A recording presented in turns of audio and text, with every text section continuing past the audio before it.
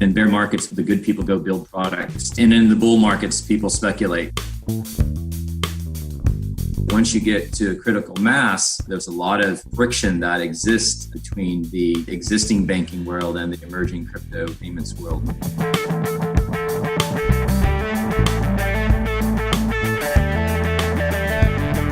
We're all in. We believe that blockchain is the future. We believe that investing in the alternative asset class of crypto should be part of people's future portfolios. We need to get to a point as an industry where we can point to things and say, hey, this is a productized example of where the blockchain is better and it's being used at scale. But remember, you're building a community.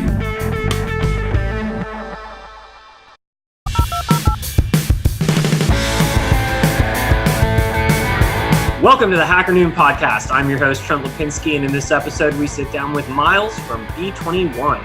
They are developing a personal wealth manager for crypto assets. In this episode, we dive into the blockchain industry with a fintech veteran. This is a great episode, so stay tuned.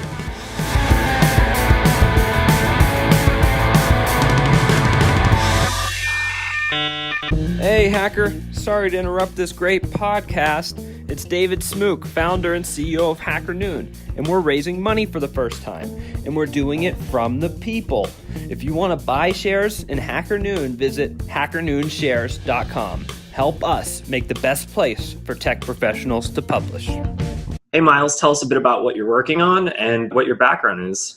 Hey, Trent. Thanks for having me today on the show. Myself, I've been a lifetime entrepreneur working on fintech projects. I started a long time ago in the wireless industry. And when prepaid came out in the wireless industry, I had an opportunity to really improve that industry through some tech that resulted in me getting 7 patents in processing and prepaid. And I really just took that through my career, and I've developed enterprise payment solutions both in the United States and in Europe over the last 25 plus years. So I've been really a fintech entrepreneur and building enterprise payment systems for, I think the term fintech was really used. Currently, a new project now you're working on in the crypto space, right? Yeah, I had, in the last project I worked on, we had the fortunate opportunity to develop the crypto-linked debit cards. And this was where we took essentially cryptocurrency wallets and we linked them to a traditional debit card. And we developed some technology that we called RHA that sat in between the incumbent payment systems and cryptocurrency. And we enabled people to essentially spend in the real world their cryptocurrencies utilizing a debit card. And so it was a real seamless way to get liquidity. And that project just taught us so much about what was happening in the industry and understanding what some of the friction points were. And so we took a lot of learnings out of that project, and now we've moved into B21, where we're developing a crypto asset management platform, which is full of friction points in many different areas, and we're trying to solve some of those key friction points. And do you mind diving a little bit deeper into, the fact that you do have a past project in the crypto space? Because, I've talked to a lot of entrepreneurs and a lot of companies in this space, so it's kind of unusual to already have someone that, kind of has already had a successful project, then had to wind that project down and is now doing a second project in the space. A lot of people are, mostly kind of first timers when they're first going to blockchain. So you're kind of a blockchain veteran in the sense that you've already had a successful project. So can you tell us a little bit kind of like what the challenges you face there and, why, now you're pivoting and working on something else? Yeah, I mean, I feel very fortunate to have worked on that project. We learned a lot. The business case was that there was a lot of people holding crypto, and we're going back about 3.5 to 4 years ago. A lot of people were holding crypto, but there was really no way to spend it, despite efforts to create merchant acceptance for crypto. It really never got traction beyond, say, 100,000 worldwide merchants. And so the irony of the whole thing is that we developed the underlying technology at the request of Visa. Visa was trying to figure out how to enable people to spend their airline miles utilizing a debit card in real time. And so the idea was that you would swipe your debit card at a retailer and you would essentially be spending points. And so we built a proof of concept for Visa at the request of their private label group. And then we turned that, when that project really never got traction because the airlines didn't really want to liquidate the points, said, wait a minute, we can use this for Bitcoin really at the time. And we said, why can't we use this remote store of value called Bitcoin and enable people to spend it over a debit card? So that project was pretty crazy. We issued around 1 million cards over the period of the project, both virtual and physical cards. And we had customers in more than 70 countries. And the volume that we were doing at the time was, started out at zero, by the way. And I remember keeping a graph on my desk, which was trying to get to $1 million a month of conversion. And in the end, we were doing between 150 to $200 million a month, and people spending cryptocurrencies via a debit card. And so it was very exciting times. We got to work with the best CEOs in the industry. Some of our early clients were people like Zappo and WireX, BTCC, ANX, a lot of the names that you would know in the industry today that took advantage of the tech that we built. And it had kind of a sad ending in the end. The irony is that Visa ended up shutting down the project, and the actual idea came from an unrelated Visa project that we had worked on earlier. But we learned a lot. We learned the pressures that come from the banking system when you start moving volume of crypto to fiat. Yep. We had a lot of issues that came about with regards to correspondent banking and just moving money from people like BitPay that we work with a lot and moving BTC to USD. And you just realize that once you get to critical mass, there's a lot of friction that exists between the existing banking world and the emerging crypto payments world. And so we feel fortunate that we have those lessons behind us. And we understand that good ideas and actually great products can get stopped because of misunderstandings or differences of views on these opportunities in the marketplace. Yeah, and let's talk a little bit about what you're working on now. So now you're working on B21, which is a significantly different product, but you seem to be focusing a lot more on the user experience and the user interface and making it simpler for people to invest in crypto. Yeah, the thing that got us excited is through the last 3 years we started understanding what investing in crypto is, what it is not, and one of the early observations, it was very technically oriented. The user interfaces were typically built for traders and technical analysis.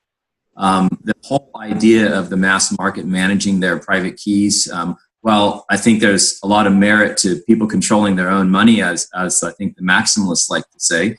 It's quite complicated if you want to own 15 or 20 cryptocurrencies, and as an individual, you have to control your private keys, or you have to go buy a hardware device or have paper wallets.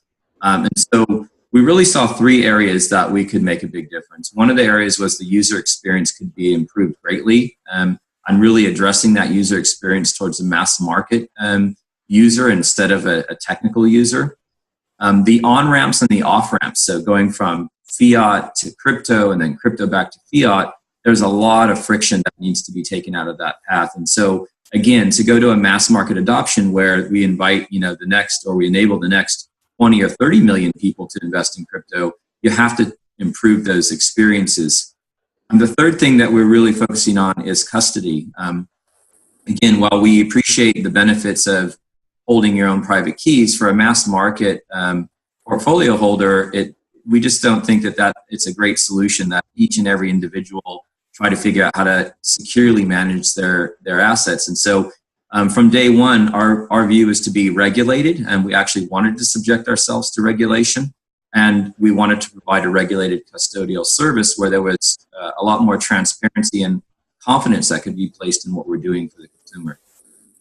Hey hackers, do you have a timely tech story you want to get published? Maybe you recognize the way certain systems trend affecting our everyday lives, or have a vision of the future for the blockchain technology. Maybe you're on the field of play and know what it takes to make a great team, or how to remain agile in today's competitive, tech-rich environment.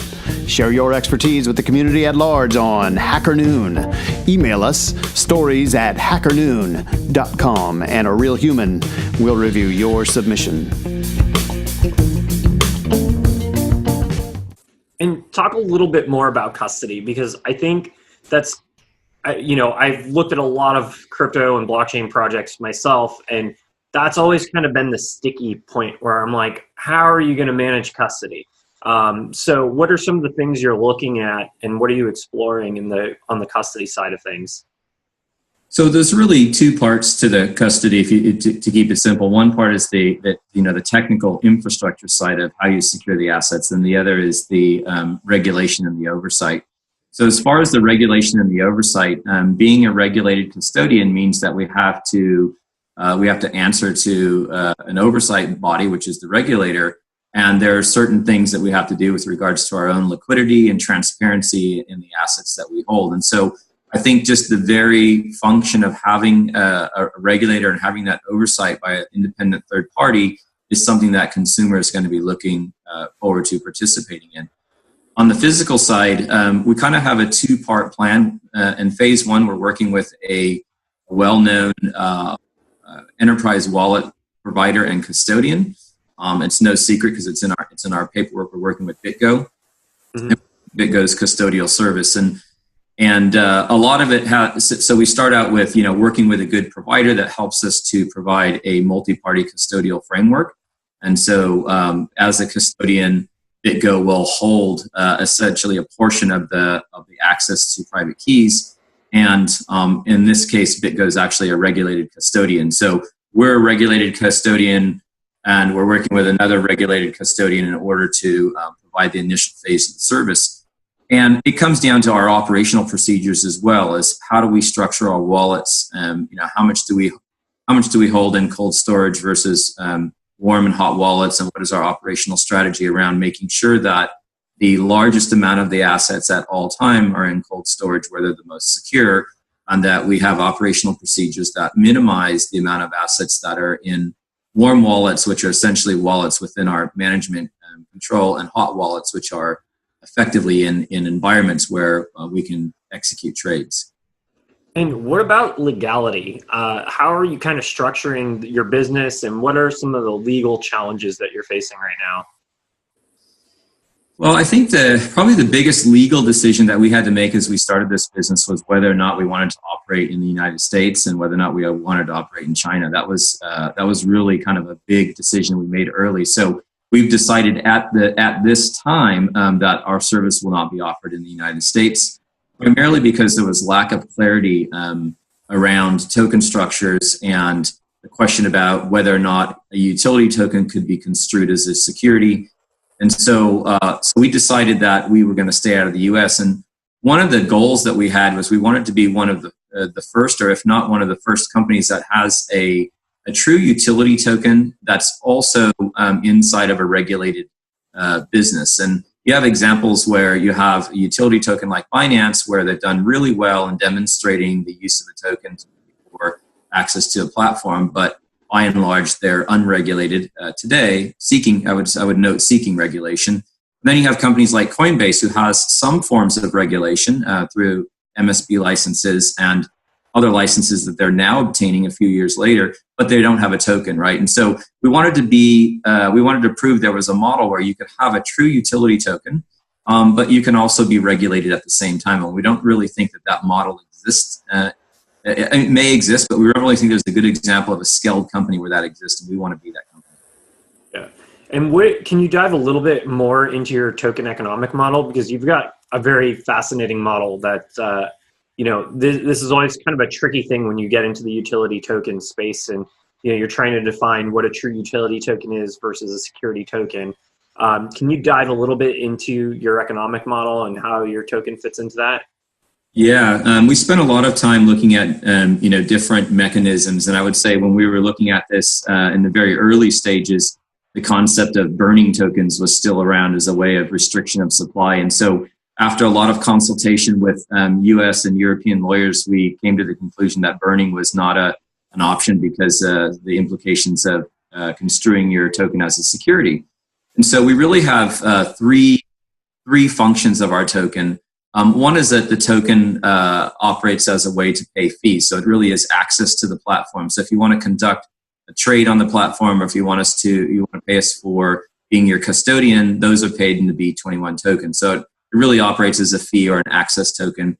But one of the exciting things we've done is we've built in what we call a portfolio staking mechanism. And we've built the service so that we have basically a freemium premium strategy where you can come on, you can just pay for the basic services and utilize the platform. But if you want access to premium services, you have to stake a certain amount of tokens in your portfolio, B21 tokens. And so a simple way to look at it is it's like a membership. If you pledge a certain amount of B21 into your portfolio, then you'll have access to the premium services. So we think it creates a really nice network effect.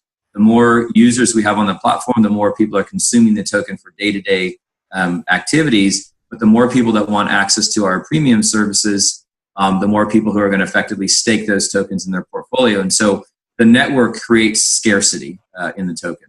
The bigger the network, the more scarce the token becomes because people are going to want access to the premium services. Yep. And this is definitely a use case where I feel like that's a true utility token where, you can use the application, you can use your platform, you don't have to buy a token, but by using the token and staking that token, you get additional features and functionality that you wouldn't necessarily get, and you get those extra premium features.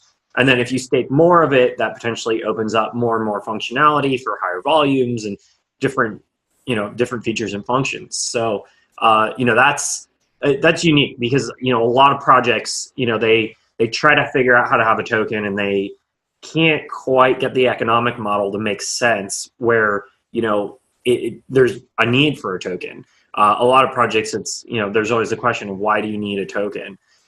So in your case, with your model, given the fact that your model, does make sense, can you just kind of explain why you need that token still?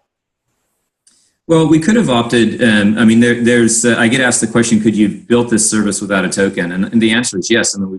Industry has done this for the last few hundred years in developing businesses that didn't need a token. But one of the things we would have had to do, we would have had to charge a membership fee, right? So we would have had to charge people a fee on let's say a monthly basis or annual basis in order to have access to premium services, because typically when an enterprise offers premium services, that comes at a cost to the enterprise.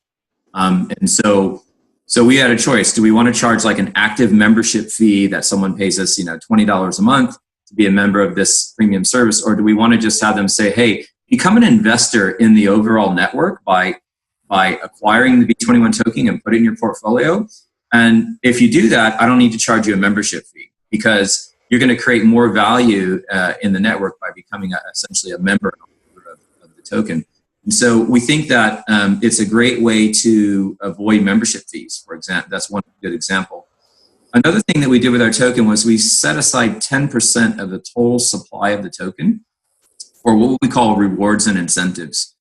And one of the key things that we're focusing on the platform is education. So we've already launched a platform called B21 Life, which is a free platform today that allows anybody to download. It's on Android and iOS, and it's education and news about cryptocurrencies and about investing. And so when we launch the full service, one of the things we're going to do with B21 Life is that as an end user, if you consume our content, which means you're educating yourself, we're going to reward you with B21 token. And if you refer users to the platform, which increase the network effect, going to reward you a token. So we also built in part of our token supply is essentially part of it's our rewards system, and it's also part of our acquisition cost model. So we're utilizing the token to not only provide functionality for a fee and functionality for premium services, we're also utilizing that token to build the network itself. We want to build knowledgeable customers who understand what they're doing because they're investing their money. So we want them to understand what they're investing in, but we're also incentivizing them to help build the network as well. And we're utilizing the token as leverage to do that. Heyo, you got a great tech story you want to get published? Maybe something about bots taking over Twitter or how Bitcoin actually works? Or maybe you just have a story about how to build a great software or a great team. Get your expertise published on Hacker Noon. Email us stories@hackernoon.com and a real human will review your submission. And that's really important because I think a lot of people forget that the real thing that you're building here with any of these blockchain projects is the network. And it's a network effect that you have to go for. And ultimately that's just as much incentivizing users to use the platform and getting those users on the platform in the first place and the marketing and everything else that goes into that. that's just as important as, what exact technology or protocol you're using, or, any of that other stuff. There's another side of the business where, it's about getting users through the door and growing your network. Yeah, so in one of our early advisors in this project was Brock Pearson. Brock's time's hard to get, but I'm lucky enough to spend some, quality time getting his feedback and input. And the one thing that sticks in my mind that, that Brock pushed on us was, don't forget you're building a community. So, you have this cool product you're developing, you're going after this regulatory stance, you're taking on, money flows in an area where there's a lot of friction. But remember, you're building a community. And so we think a lot of the token economics that we've developed are around building a community. It's educate people, incentivize people, and try to create an environment where when they take a stake in the business, that there's actually a reward mechanism that can be developed by that stake that they're taking. And I would argue trust is a major factor, because let's face it, grandma doesn't quite trust Bitcoin yet. She's still going to Bank of America or Wells Fargo and cashing checks by hand. So, there's definitely something that needs to be overcome in the mainstream of, can I trust crypto? Is this a safe investment?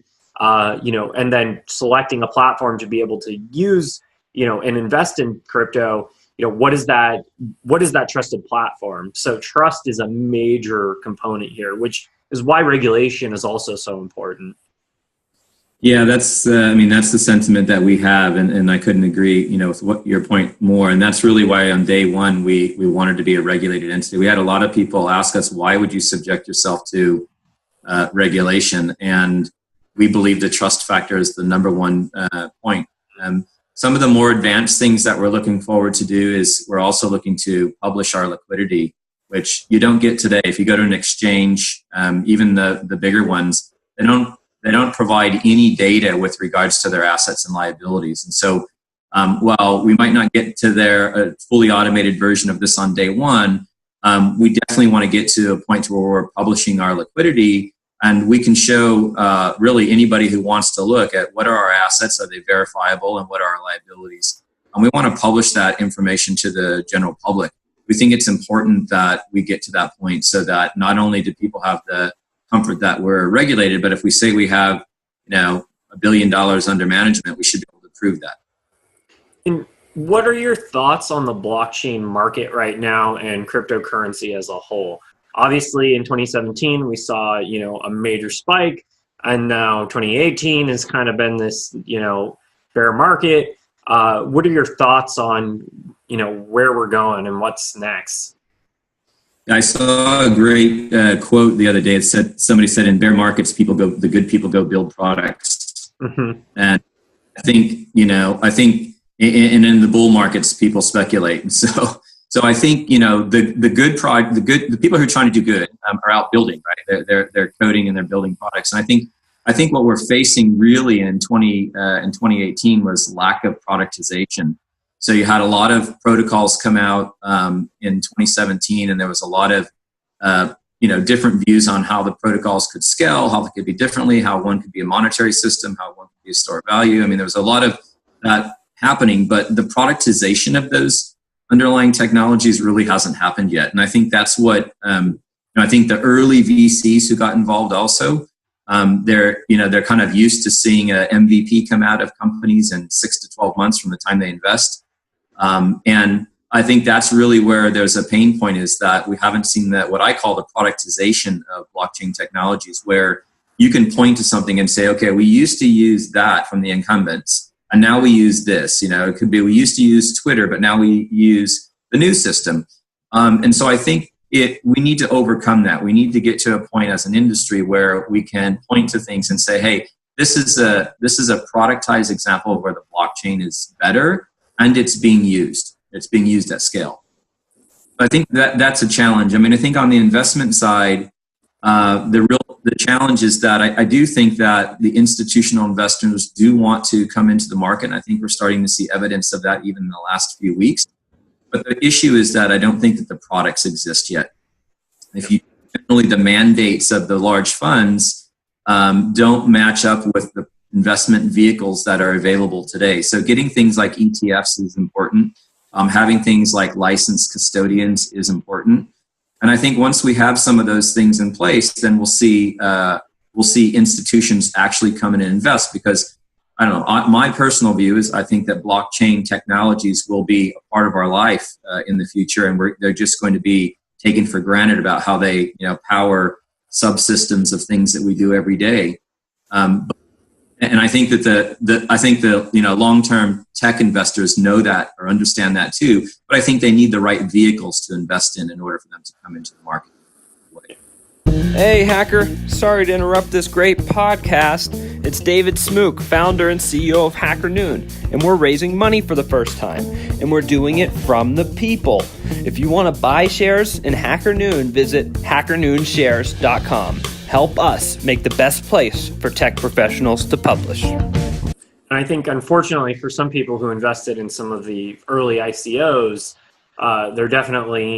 they potentially didn't understand that. And that was an initial challenge that, the blockchain industry faced was, a lot of these projects, it's going to take time for them to get to product. And then they're still subject to all the same things that every other startup is subject to. The co-founding team, do they get along? Can they manage the money? Are they able to invest it properly in research and development? There's all the challenges of being an entrepreneur, and then all the complications of creating new economic models, working with emerging technology that isn't quite mainstream yet. So it just adds, layers of complexity to something that's already hard enough, which is starting a business. Yeah. I've had, on my Skype handle, I've had a saying, if it was easy, everybody would be doing it. And I've had it there for around more than 10, 12 years. And the point is that being an entrepreneur is not easy. There's ideas, are pretty easy to come by, but execution is really hard, and adoption is even harder. Mm-hmm. So I think, in 2017, we saw a lot of people that had good ideas, but they didn't have any experience in executing those ideas. And they didn't really understand things like adoption. How do you do user acquisition, and what are the economic models that work? And so I think that's just natural. You give inexperienced people money, and they're going to face those challenges, whether it's an ICO or an angel investor giving them the money for equity. It's the same challenges. You have to have a good product, you have to know how to develop it, and you have to know how to achieve adoption. And they're not easy things to do. And you've been in the fintech space for a while. So, we're on the Hacker Noon podcast, and I got to ask, what is something that you've had to hack in your life? Oh, I have a few of them, but I have a fun one I'll tell you about, which was, it was some years ago, but if you remember the prepaid phone cards that were really popular in the late 90s, where you'd get a $5, $10, or $20 card, and it actually sold like Call Africa, Call Mexico. They were very specifically marketed. And the problem with those cards is that you would go to a store and you'd put the $5, the $10, the $20 on the rack, and then for whatever reason you'd sell out of the $10 ones. And so then sales would dry up because no one wanted to buy the $20 one and no one wanted to buy the $5 one, and that was different in every community where these were sold.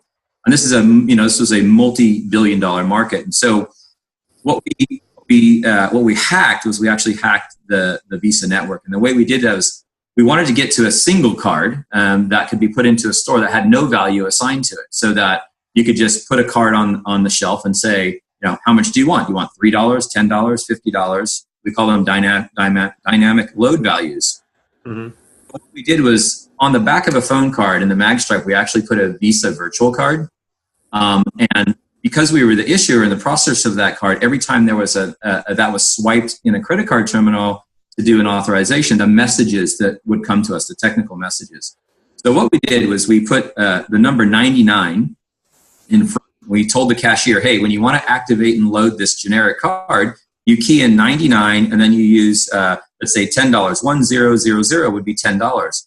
So what would happen was Visa would route that message to us and say that the person was trying to authorize $99,100, but really, whenever we saw a message that had 99, our back end would pick that up. We would associate that to the phone card in the back end system, we would decline the transaction back to the merchant. So the merchant knew that success would be when I get a decline. So we had a train, but we essentially were able to use the Visa rails to send a message to ourselves for free that said, activate and load this card. It was doing a decline transaction. Yeah, we would decline them all. We would decline the authorizations, but we had data that we needed, right? We knew which card was being activated. We knew how much money was going on it. And so we'd just throw a decline back to the merchant network and we would activate the card and load it on the back end. And people copied us. We did this in the late 90s. People copied us and there was billions and billions of transactions. Eventually Visa, charged people to use that functionality. But, we hacked it for a while and it worked and it was perfectly fine. We were declining an authorization. So originally Visa did not charge any fee if there was a declined transaction. And then eventually they figured out that, people were using this hack and then started charging for it. Yeah, you could then sign up for essentially doing it was like a non-financial transaction, right? So it was a messaging transaction. But we were using it for messaging before anybody thought about it. Yeah. I mean, you'd think they would have just created a messaging solution rather than just slapping a fee on there.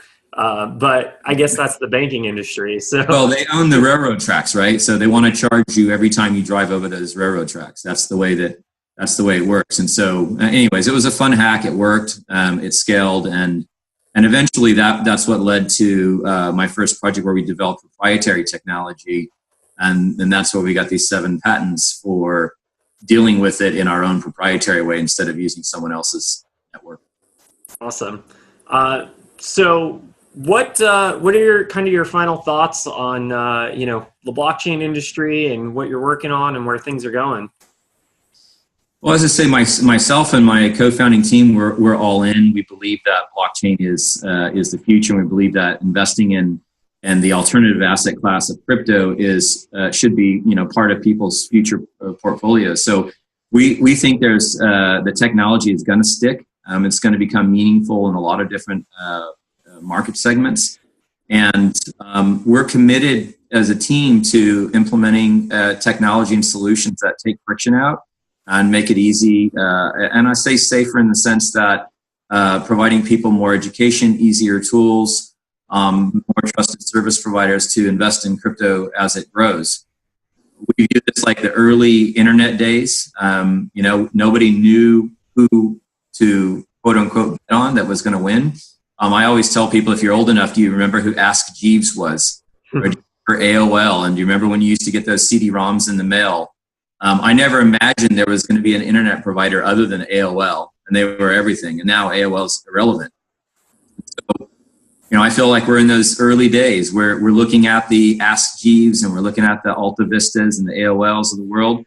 We don't know exactly who the Google and the Facebook's going to be, but we believe we can create an environment where people can invest in these emerging companies and do it in a very fun and reasonable way. And are there any digital asset classes that you're particularly excited about? I really like the tokenization of real property. I think that's going to be a very exciting asset class where, I say take an iconic building, that would you be interested in owning a fractional share of an iconic building? I think that type of tokenization of real property is going to be really exciting. And those are relatively illiquid. If you have a building in New York that's worth, $4 billion, it might sell every 10 or 20 years. And I think the idea of creating a portion of that asset that's freely traded on a secondary market is exciting because, if you start out the building's worth $1 billion and 10 years later it's worth $5 billion, it'd be really interesting to fractionalize a portion of that equity and sell it on a free traded market so that the value can actually evolve with the value of the underlying asset. I think that's an interesting area that I'm going to watch closely is tokenization of real property. Awesome. And where can people find you? So you can find us on the internet at www.b21.io. So that's b21.io. And we're on all of the regular social media channels, so Telegram, Twitter, Facebook, etc. And our handle is at B21 Official. On any of those channels, you can find us. So the @ symbol B21 Official. Awesome. Well, thank you for coming on the show. It's been a pleasure. Thank you for having me. I really appreciate the time. This concludes another episode of the Hacker Noon podcast. I'm your host, Trent Lapinski. Please don't forget to subscribe to us on iTunes and YouTube and follow us on social media. You can also find us at hackernoon.com and podcast.hackernoon.com for more episodes. Thank you for listening.